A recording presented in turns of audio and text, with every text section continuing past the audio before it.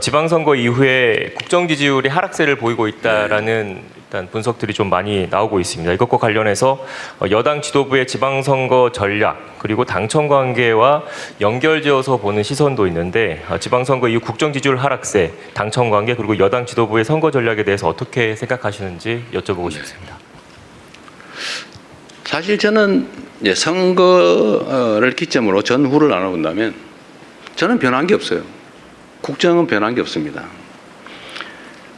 그냥 똑같이 진행되고 있죠. 끊임없이 열심히 노력하고 있고 뭐 작은아마 성과들이 있습니다. 변한 건 없어요. 선거를 기점으로 무슨 정책이 바뀐 것도 아니고 결과가 바뀐 것도 없죠. 근데 선거일을 기점으로 지지율이 폭락을 하고 있죠. 엄중하게 받아들여야죠. 국민들의 평가입니다. 그런 거겠죠. 이재명 대통령 마음에 안 든다는 사람이 늘어난 거 아니겠어요? 그런 거겠죠. 당에 대해서도 마음에 안 드는 사람이 늘어났겠죠. 그건 냉정한 현실이죠. 받아들여야 되고 또 결론적으로는 그에 대해서 또 무한 책임을 져야 되겠죠. 더 많이 노력해야 되겠습니다. 그 원인을 제거하기 위해서도 애써야 되겠죠. 뭐 여러 가지 분석이 있겠지만 아마 제일 큰 거는 그럴 겁니다. 먹고 살기 힘들어 죽겠는데 뭘 가지고 싸우는 거야? 도대체 너네들의 그 다툼이라고 하는 게 우리의 삶과 뭔 상관이 있으며 우리가 맡긴 공적 업무와 무슨 상관이 있느냐 아닐까 하는 게 제 생각이에요. 각자에겐 중요한 일이겠지만 우리 국민들께서 보시기에는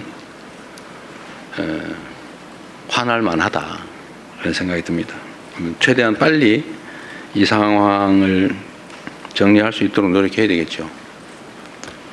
그리고 이제 국민 여러분께도 실망하고 계신 국민 여러분께도 이 말씀을 좀 드리고 싶어요. 우리가 어떻게 하면 더 나은 상황에서 더 효율적으로 더 국민들을 위해서 국가를 위해서 주어진 원래의 책임을 잘할 수 있을까를 탐구하는 과정이다 라고 이해를 좀 해주시면 좋겠습니다. 최소한 저를 포함한 정부는 그래요.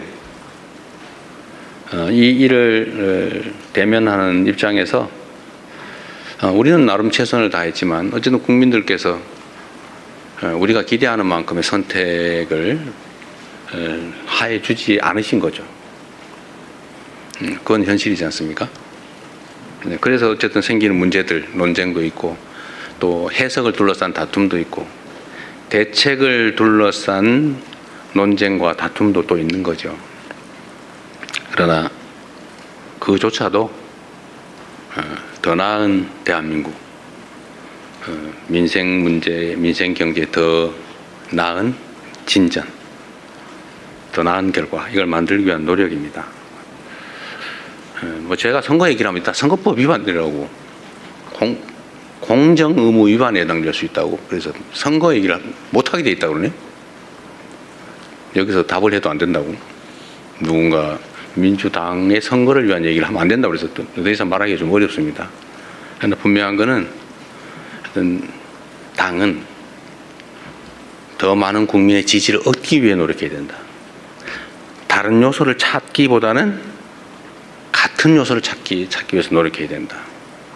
그래서 제가 이런 면에서 민주당 내의 경쟁과 갈등에 대해서도 한 말씀 꼭 드리고 싶어요.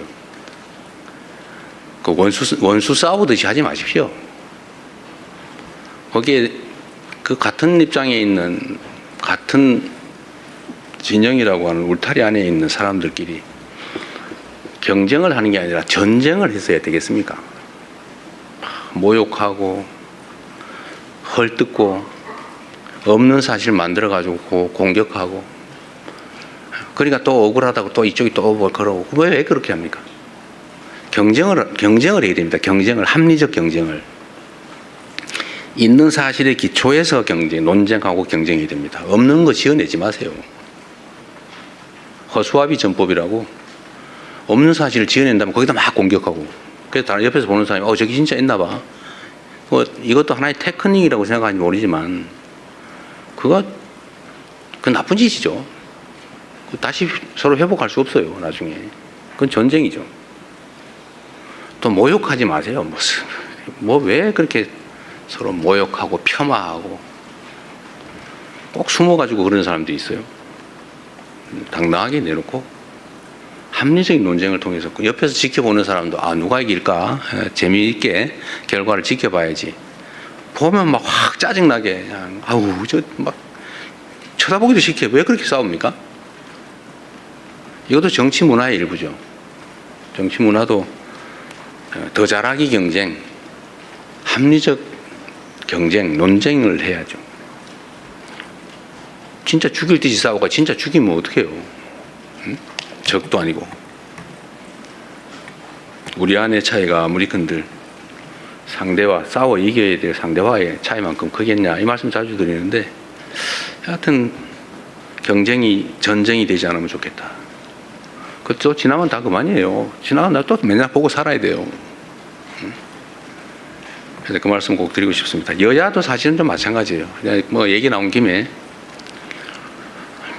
좀 있는 사실에 기반해서 합리적 논쟁을 하면 국민들께서도 누구 말이 맞아.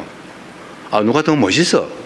이렇게 할 텐데 표현은 왜 그리 저렴하며 또 없는 사실을 지어내가지고 막 음해를 하고 말이에요. 이러니 감정이 서로 상하잖아요. 이게 정치를 하는 게 아니라 패싸움을 하고 있어요. 패싸움. 그 국민들이 보시기에 얼마나 불편하겠습니까? 좀 여야 간에 뭐 저를 공격하시더라도 좀 없는 얘기 만들어가지고 내가 언제 주가 9천 가지고 자화자찬했습니까? 제가 조심스러워서 일부러 주가 얘기 안 하고 있어요. 그런데 이재명 대통령 주가 9천 됐다고 자화자찬하지 마라 이런 논평 내고 그러면 되겠어요? 응? 내가 언제 그랬어? 내가 얼마나 주가 문제 조심하는지 압니까? 일체 한 번도 언급한 일이 없어요. 내가 몇천 포인트 됐다고 막 자랑했습니까? 제가 그럴 때마다 걱정이 있어요. 주식시장의 양극화도 사실은 심각한 자산 양극화를 부릅니다. 문제예요. 걱정이에요. 그걸 완화하기 위해서 정말 많은 노력을 해요. 주가지수가 외형적으로 트는 것보다는 다 한꺼번에 성장하면 좋겠는데 잘 안 되잖아요.